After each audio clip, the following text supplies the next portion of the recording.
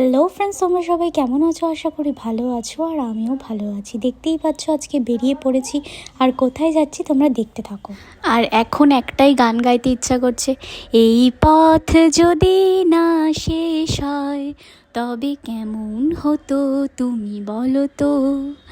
তো এই গান গাইতে গাইতে চলো যাই। আর আমরা বন্ধুরা এমন কোথাও কিছু ডিসাইড করে বেরোইনি, জাস্ট নর্মালি ঘুরতে বেরিয়েছি আমরা। তো দেখি কোথায় গিয়ে থামা যায়। তো আমরা দুজন মিলে এই রৌদ্রের মধ্যে বেরিয়েছি একটু ঘুরে করতে।